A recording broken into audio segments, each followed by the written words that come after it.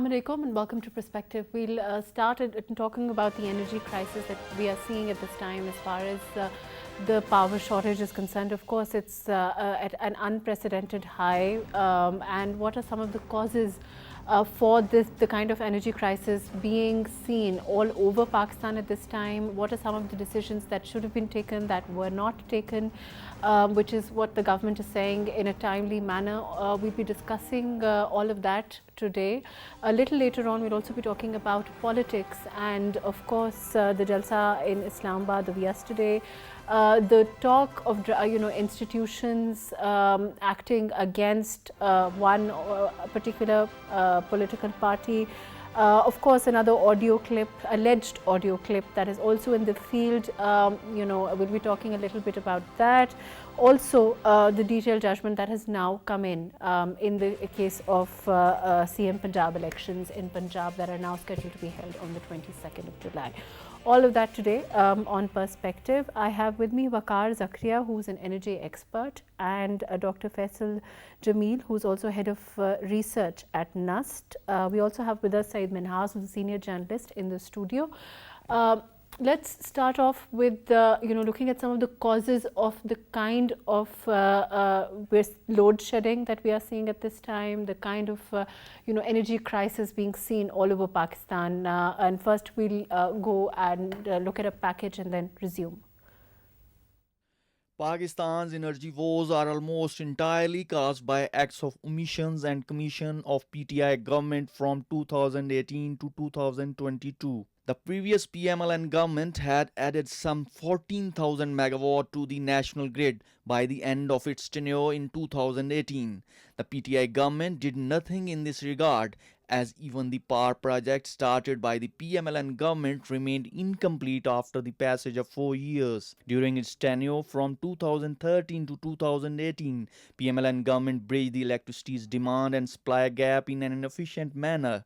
But unfortunately, the PTI government did not pay attention to such projects. 1200 megawatt Trimu power plant is an example of the PTI government's inefficiency, which was supposed to be completed by March 2020, but it could not be made operational by the end of the previous regime. Likewise, projects such as Krot Hydro and Shanghai Thar, initiated by the PMLN government, could not be completed during PTI tenure, denying Pakistan cheaper and indigenous plants to generate electricity. PTI government's failure to open revolving account for completed projects like Sahiwal Coal and Hub Power meant no further financing for energy sector under CPAC umbrella. The circular debt stock in June 2018 under PMLN government was 1,152 billion rupees, which increased to 2,467 billion rupees in March 2022. It was an increase of 114%. The energy prices in the international market have also risen roughly by 300% in last 18 months. That has further contributed to the current energy crisis in Pakistan. We have with us Waqar Zakria, who's an energy expert. Waqar Sahab, what are some of the causes? I mean, we also, of course, just saw the package, but what are some of the main causes you feel? We're looking at the energy crisis at an unprecedented high at this time, the load sheddings all over, and there is a back and forth exchange between the last government and this government, saying why it's happening. What are some of the causes the government is grappling with at this time, in your opinion? Thank you. It's an energy crisis, but it's mainly triggered by a financial crisis, which in turn was caused by an energy crisis. And so in terms of the financial crisis, what has happened, the previous government entered into some long-term contracts for purchase of LNG to meet the shortfalls of gas in the country. Now we have a serious gas shortfall. That gas shortfall means that we're not able to run some of the projects, power projects that run on natural gas. And the PTI government fixed-sized long-term contracts, that those were at high prices. But what has happened actually, the prices of LNG in the national market has gone up by about 3 to 4 folds. So we had the long-term contracts, and some long-term contracts that we had helped. So that's one. That's the natural gas crisis.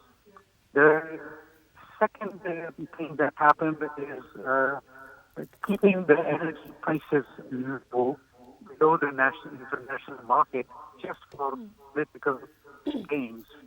And when you drop the prices, you of course empty out the treasury, and the money that we need to buy coal or gas to run our power sector is just not there.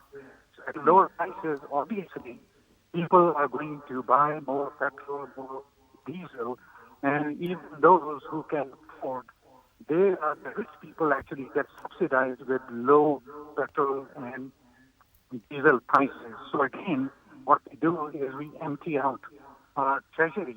We're left with no money, and then we can't afford to buy expensive gas, either gas or petrol or diesel.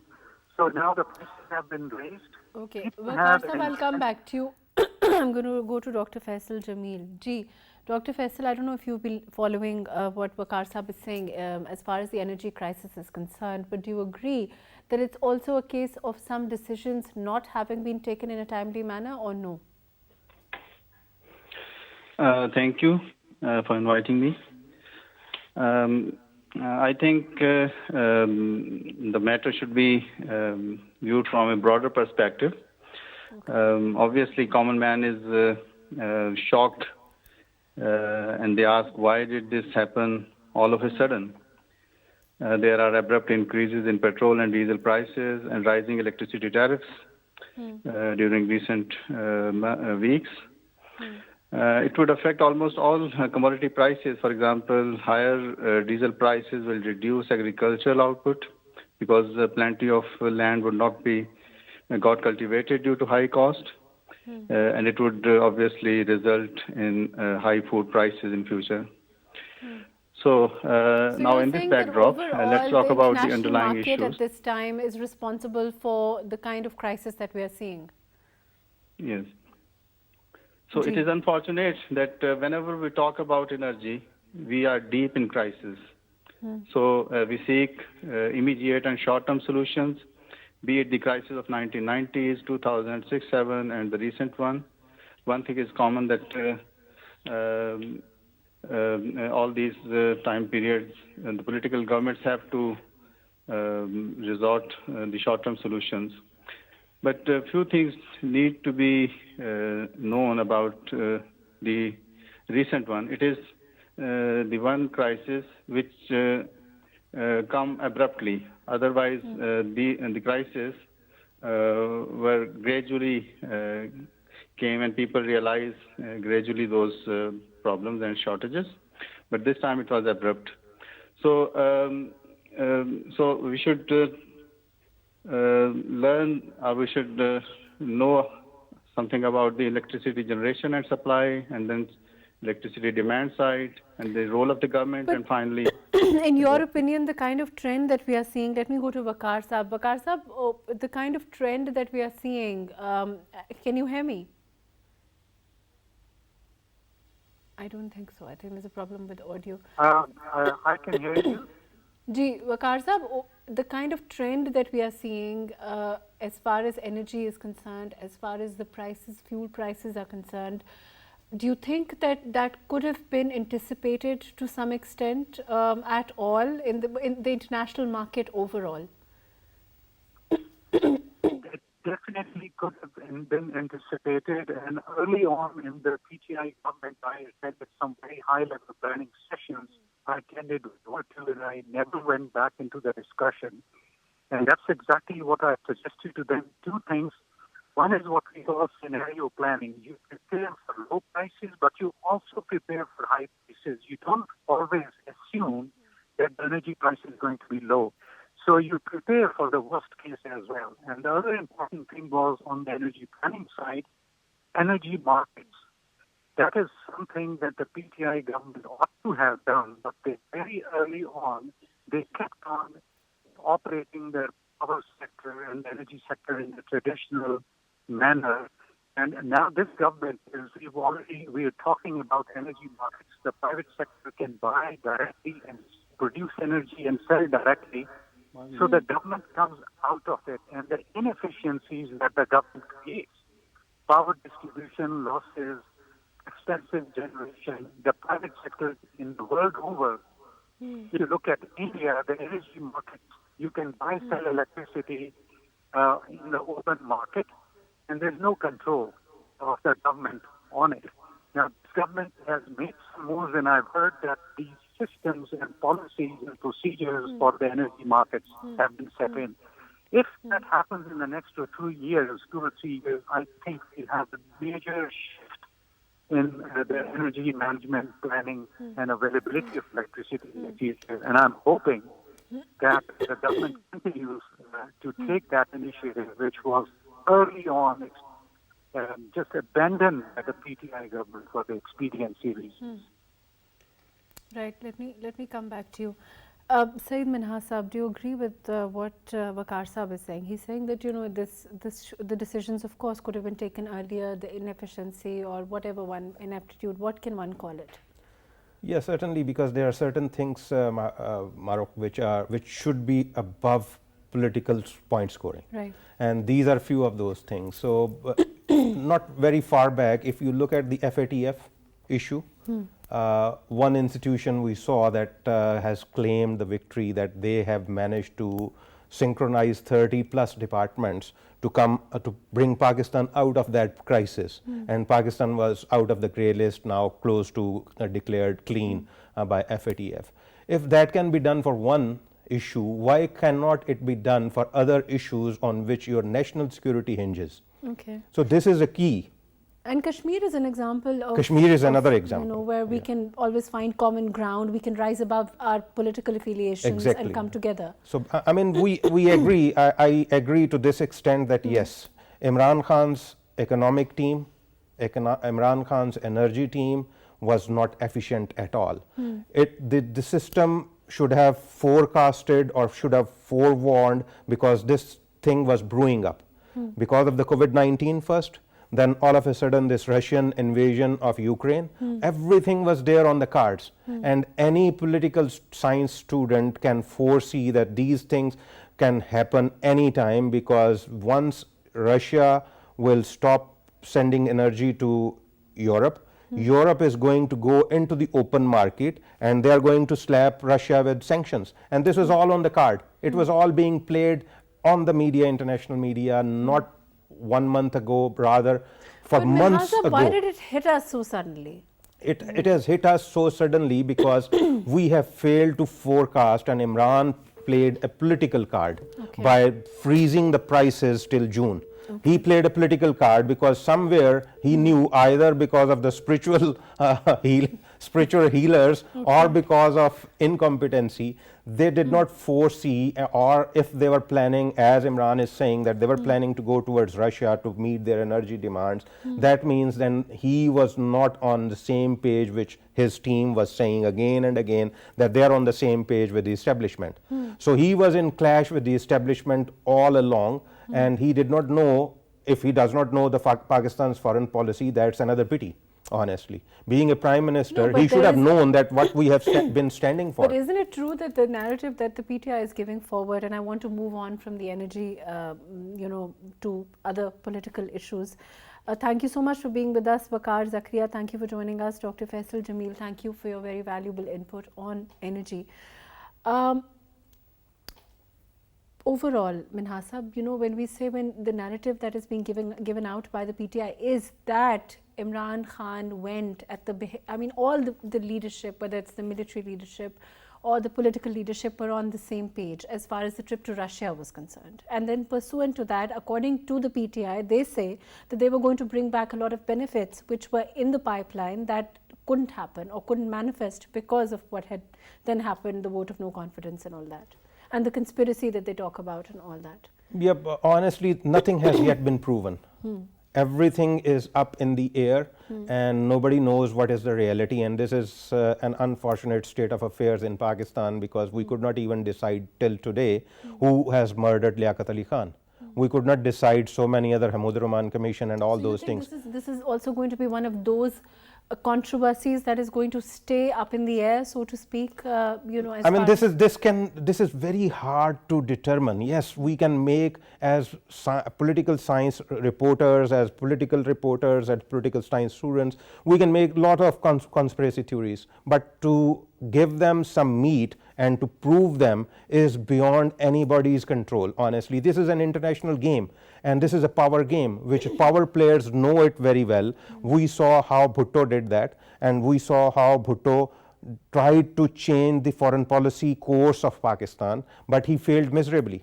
And in that process, from the 50s to 60s, I can say that since Ayub Khan days, we are heavily dependent as a state on one country, and that is America. Whether it's the food security, whether it's the economic security, whether it's the military security, all of these things, the first aid which came to Pakistan from America was the food aid. The wheat came in 56. And then Ayub Khan went there and sat there in Washington for 10 days to force the Americans to the begging stage that give me something, otherwise I will not go home empty-handed. So that sort of approach is there. We should know, the political leadership should know. We can't not have any other approach. Yeah. That's what you're saying. If we cannot have that, then either we develop the groundwork or we don't abruptly change the country's course, because you cannot afford. Your entire political, military, economic structure is hinging on one country's sport. Let me go to Rana Sahab. Rana Sahab, are we seeing a change of heart as far as, the PTI and the American sentiment is concerned now? Or is that not true? What is your opinion on that? Of course, we saw the jalsa yesterday. Again, the conspiracy was brought up. Again, it was discussed by Imran Khan. But on the other hand, there are also rumors about him extending, a cordial hand, forgive and forget, and all of that. What's your take on this? Thank you so much, MAHRUKH. Well, I think Imran Khan was never anti-American, and it was more of a political rhetoric rather than, his policy. For example, when he went to meet Trump and he came back and he announced that I feel that I've won the World Cup, he was pretty happy over there. He was happy to take the relationship forward. And similarly, I think that, the fact that most of our trade is with the European countries and with the United States, most of our debt is linked with them as well. We have quite a big stake, be it economically and otherwise as well, which is linked with these countries. And they are the focus. For the first time in Pakistan's history, the tilt was, it was cemented towards China via CPEC, and that was done by PMLN. Similarly, I think your question about Imran Khan and, maybe he's having a change of heart, I think there was never a change of heart. It was always, the political rhetoric that he takes locally in the jalsas versus if you listen to his interviews in international media. Over there, when they've asked him about, the conspiracy, he has not answered them in a way that there was a conspiracy. Rather, he has dodged those questions, Let me go to Ghazala Saifi. I'll come back to you. Ji, Ghazala, we've been talking about the narrative as far as Imran Khan Sahab is concerned, your party is concerned, the conspiracy vis-a-vis America. And, now the rumors that have now recently surfaced as far as Donald Lu is concerned. And the fact that is there now going to be, has there been a change in your narrative pursuant to that conspiracy, or is it still the same?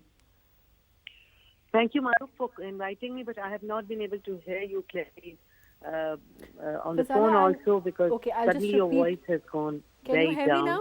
But I've tried, and you're on the speaker, and I still can't hear you clearly. But anyhow, I've been able to understand what you're trying to ask. There hasn't been any change as far as Imran Khan's statement is concerned. Imran Khan is not switching from one to another. He has stuck by his narrative and his understanding of what the letter said from the Foreign Office, and he has not wavered from it even during the international interview with Becky Anderson, and he has been very open about it on the international media as well as on the local media and in front of public. So I do not see any change of statement by Imran Khan. In any way, he stood by it, he believes in it, he has known it, and he knows that's a fact. And as far as the relationship with America is concerned, Imran Khan has not been of an opinion to have any strange relationship with the superpowers or big countries around us or our neighboring countries as such. He wants to have a peaceful settlement. And as far as Kashmir is concerned, you know how things have changed in the time of Modi, and and Imran Khan has said that he is the ambassador for the cause of Kashmir. He has worked upon it. He's written articles in international papers also. Ghazala, let me interject. I understand what you're saying. Your narrative remains unchanged. Imran Khan's narrative remains unchanged as far as the conspiracy is concerned. But as far as your, overall now, pursuant to the judgment that has now come in on, the CM elections in Punjab, how do you perceive the by-polls to go now as far as Tehreek-e-Insaf is concerned, your candidates are concerned, as far as, overall, of course, it's the best case scenario, what you were hoping for, as I understand, what the party was hoping for from the Supreme Court? Well, as far as the verdict of the elections is concerned, we are very positive about it and we're looking forward to a true representation of people. But at the same time, that these parties have, in Sindh People's Party has done a lot of misappropriation as far as election process has been concerned. And so is PMLN. PMLN has also quite actively done such misappropriations before also, and would definitely gear up again to do that, which he warned in the jalsa last night. Imran Khan, he warned the people in the jalsa last night that they will do a lot of cheating and they would try to change the verdict of the people. But we have to be present, we have to be vigilant. Our people we are very sure of ourselves, and we know that the people of Pakistan are now aware of the conspiracy of how Pakistan has been pulled down from the ranks of one of the countries who was going forward, one who dealt positively with the COVID for more than 2 years. We dealt with it and we were on the top to deal it in the best way possible. Every poor home was getting money to deal with the poverty scenario. SARS program had a lot of positive venues which were opened up for the people of Pakistan, for the young people who comprises of 70% of our population, Kamyab Jawan program. But suddenly this new government tried to sabotage everything. I do not understand, as a layman, I wouldn't know that if there is a policy which you do not agree upon, then you should bring something better. Why were health cards discarded? Why was it that people were now deprived of any Panah cards? Let's ask Rana Ehsan Sahab. Minhas Sahab, I'll come back to you. Rana Sahab, on that note, on that very question, why have you discarded the SARS program if it was so commendable? Can you please answer that? Can you answer Ghazala Sahiba's question? The SARS program has not been discarded. Rather, it is working via VISP in its true sense, which was, the way it was before, being renamed and relaunched as SARS. And regarding the other, the youth programs, they're going to be relaunched in a much better and much more, practical manner than they were before. And we see there were many discrepancies in the target sets for the youth programs and the youth loans versus what the results were being gained. So all that is also going to be relaunched in a much better way. Regarding the health cards, when you talk about when you talk about, when the Prime Minister talks about, no less than the Prime Minister talks about a charter of economy, and then, you talk about these programs that were being run by the last government. If you, in essence, agree with them, wouldn't the high road be to, like you are saying, of course, you've said that you plan to continue them, but to continue them, whether you tweak them or not, but, politically, or, taking the political mileage from them, or so to speak, the fact that it goes to the grassroots level, is that not the main consideration here? Yes, it is, and we're not, cutting down on any of the relevant programs which are relevant in today's time. We're taking them along. As I've said, that the health card is, we have actually allocated double the amount of a budget in Punjab. Health card was allocated 70 billion rupees, I think 65 billion rupees in the last year. And this year's budget has announced almost 133 billion for health card. So I think we are continuing on the programs we feel have an impact on a common man who is going through a tough time, and we're actually expanding on those programs. For example, that note, you have said, and Maryam Nawaz said yesterday, when she spoke to the people, she said during the rally that she was going to be found in the midst of her people when they were suffering most. If I can quote, and she said that it doesn't matter, the people understand where this price hike is coming from. That sentiment is echoed by your party. You expect your voter to understand and to vote for the PMLN, to stand by them resolutely. How do you expect the by-polls to go? I think the people are intelligent enough to realize that the foreign reserves of this country were depleted, and there was a requirement of almost $36 billion in the last financial year, which were not arranged, and the institute which was supposed to lend them or be a gateway to that amount being raised was IMF, and they derailed that program, and they caused this balance of payment crisis.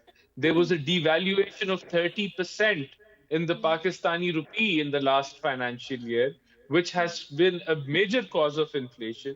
And today, the fact that we have to take that program on, take it back on track, and with the international super commodity cycle taking place right now, I think the Pakistani people and our voters realize that we have literally saved this country from default, and that is where PTI was taking it. And by saving it from default and by taking these tough decisions, I think there is a correction. We've taken the corrective path for the economy, which is going to lead to a sustainable growth model, and that is what is required. If these decisions were made in last year, if the budget that they gave, the last budget that PTI gave, was a budget which was in line with the, controlling fiscal deficit and your current account deficits, and not an election budget, maybe, we would not have been facing this balance of payment crisis. Maybe we would not have been going through such high numbers of inflation. And it was this delay. Let me come back to you. Minhasab, do you think that people understand, of course, we will know overall what happens as far as the by-polls are concerned, the CM election that will happen pursuant to that. But, of course, we've also seen these are constituencies where the PTI candidates had defected and that kind of scenario. Overall, what kind of scenario do you expect? I mean, we can't sit back. Of course, what Rana Ehsan is saying, what Uzala Saifi is saying, those are their party positions. Of course, their own parties are not denying. When we talk about Maryam Nawaz, she said categorically she knows that there is price hike. She knows there is, and it is a difficult time for the people. And, to come out and say this and to own it, and then to say that I'm here with you during this time. So I'm saying that, it's not something that they're shying away from. How do you expect people to react to that? Well, certainly people are smart, but at the same time, just look at the bombardment of information which is being thrown at them through the social media and the media. And with the very biased media, we know that the media, unfortunately, at the Pakistan's level has become polarized. Very, very polarized. They are clearly taking sides. So with that kind of a situation, you cannot expect people to know the reality. But the reality as far as a political student, science student, I would say that this shows the shallowness of our political system. Here is the opposition which has come to the power now, and they were running a road show claiming that the price hike is too much and people cannot breathe and people cannot live. And we heard Mariam and we heard all the opposition leaders talking highly about the price hike things. And even price hike rally was the name of the rally which they brought to Islamabad. Does it not show that they would, if there was right now the Pakistan Tehreek-e-Insaf government at the helm of affairs, they would be doing the same thing? They would have been doing the same thing. That's where I am coming, because this shallowness is that opposition in any developed country or in any democracy is supposed to bring up those points which now they are bringing up, should have been done at that time. What is shadow budget? What is the name of the shadow cabinet? Why you don't have an economic team? We never saw that in any government. It's not only this opposition. We've also seen, yes. Even Imran Khan is not doing it. Imran Khan has taken an easy way to go home and go on the roads instead of sitting there in the parliament. So that makes your parliament totally irrelevant. And then we blame Rawalpindi, or then we blame any other institution to take over the entire affairs. Yes, politicians are responsible for this because they do not do their homework. They have not done their homework in the past. They are not doing their homework now. But is it because they're not doing the homework, or is it because the politicking is at the root of it, you know, whether it's the PTI or the PMLN or whichever political party we talk about? Well, we can blame so many things, but the reality of the matter is that they are not addressing the issues. Even now, tell me which political parties, whether in the government or in the opposition, has an economic plan for the country to take it out of this mess. No plan is there. If you ask Rana Saab, I know that he will say that they have a plan. So I don't know. Yeah, they have a plan, but that plan is very easy plan. When you get that mandate and when you rise the prices by telling me that you are impacting the high earning class, but actually this is impacting even a vendor on the street, even a jobless person. And what I am expecting now is the impact on the industry, because industry, you did not tell them, and they have booked the orders on those prices, previous prices which were there one month ago or 2 months ago. How can they meet those demands from the international market? So they are going to shut down. Ji Rana Saab. First of all, the plan is the budget. And in the budget, we have targeted that the fiscal deficit is going to be around 4 to 5% of GDP. We have targeted the current account deficit. So we know that, we have targeted that, given the targets on export and, curtailing down the imports. And this is the roadmap for the next 1 year. When we talk about the cost of energy, this is a worldwide phenomena.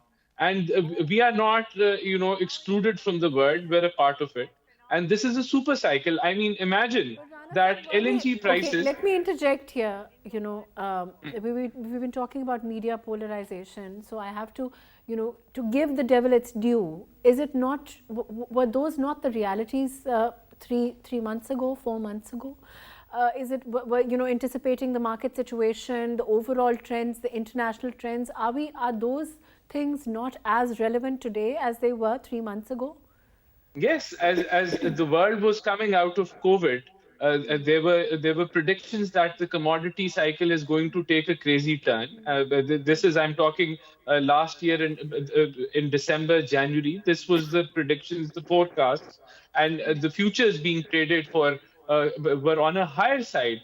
Then you add the Russia-Ukraine war, and things took another, crazy turn and really got out of control because, Russia is an important source of oil, and both these countries supply a lot of food commodities as well. And that all made things, and yes, these work, we were talking about that. And even when we were in opposition... But why were you doing the Mengai March not long ago then? Why was the PMLN part of the Mengai March not long ago? Okay. So the inflation we see comes from, I say that we can divide it into 3 parts. One is the commodity prices internationally. We don't have any sway over it, how the international trend is going to be. The other comes from your devaluation of rupee. and that can be managed by the government, and it was not managed by PTI because there was a balance of payment crisis. They could have resolved it sooner, and then we would not have on 2 seen. points I would say, 2 points let me clarify this, because you just say let me- that the budget is the plan. Budget is the No, economic plan, but let if me I- just complete my point. To be fair, okay, Rana Sahab, your point, I think we've all heard it. Let me go to Ghazala. I think it's then I'll go to Minhas Sahab. Ji, Ghazala, I hope you've been following the discussion. Also, polarization of media. I want to talk a little bit. As a principal, I don't think, I don't like to talk about the politics of audio and video clips. But as far as this alleged video is concerned, I want to take your narrative on this. That has now come out of the former First Lady. Talking about social media and dictating social media trends, how would you respond to that? That's all I want to know. First of all, I don't know how real it is, and I've heard the clip on social media, and I've seen that now it's so viral that I went through it and I heard every word of it, and the way it has been put up on media is something entirely different from what is said.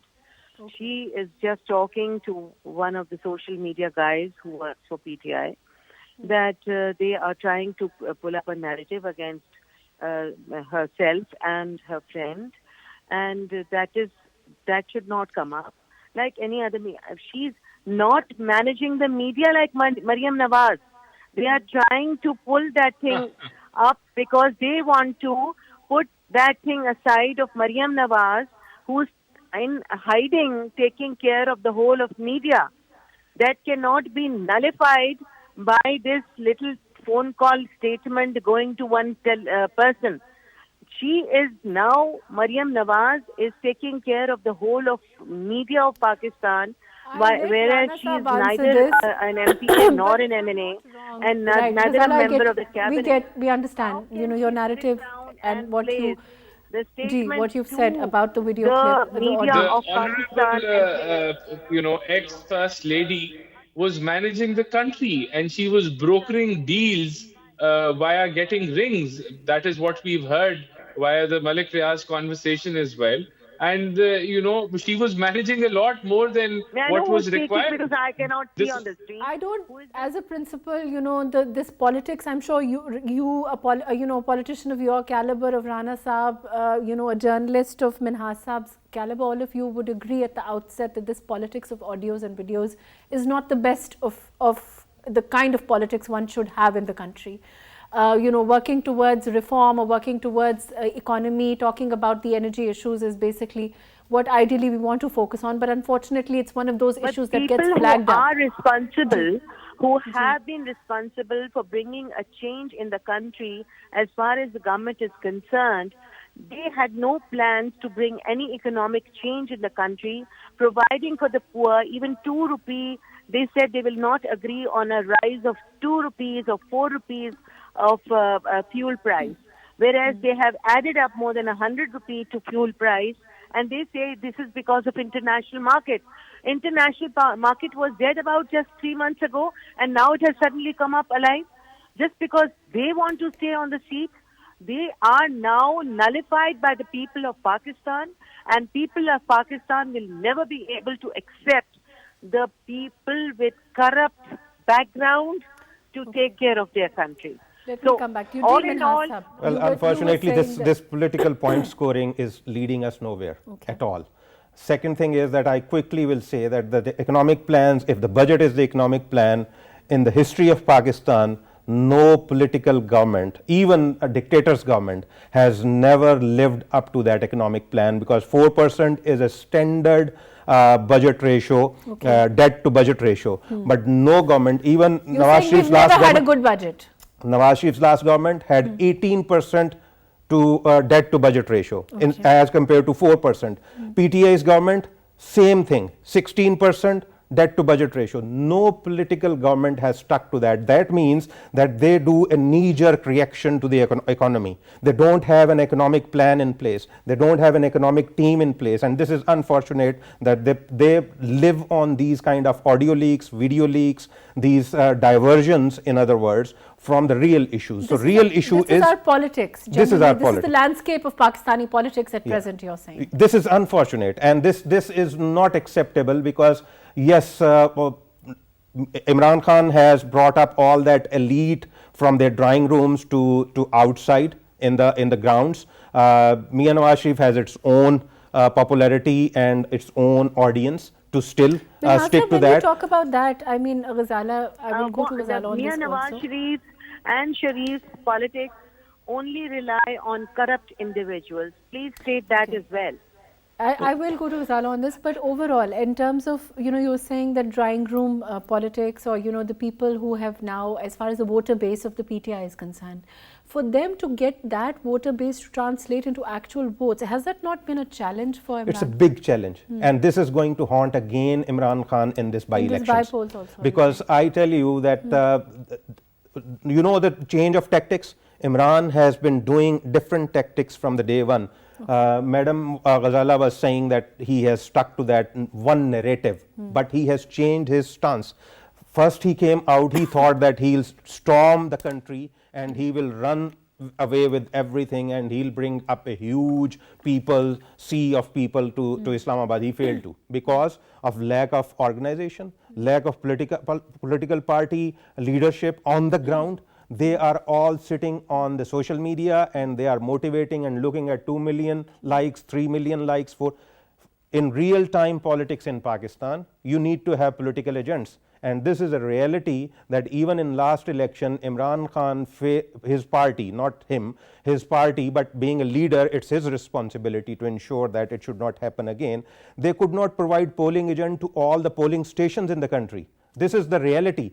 And this is going to haunt him in by-elections in Punjab. Are you cognizant of, of course, after the long march and, the call for it and all, I'm sure that, Imran Khan Sahab and PTI is cognizant of its own challenges with regard to bringing your voter to actually come out and vote, is it not? Well, I was there on the eve of 25th of May. And I was also a victim of that tear gassing which was happening to just people who were just walking also on the roads. It was a decided fact that they did not want anyone to be in Islamabad. And even if they did not want people to be in Islamabad, that's a real fact that I was there till about 9 a.m. The whole night I was on the streets, and there were thousands and thousands and thousands of people and cars and people on the streets, women, children. They would deter them from the main street. They would go back inside and they would wait and come back, and then again they were deterred by that, by the gases, the chemical gases. As long as you're aware of the fact that, those bringing your voter to vote has been, for the PTI, perhaps been one of the challenges that you've had to encounter. I have to go to Rana Sahab. We're running out of time.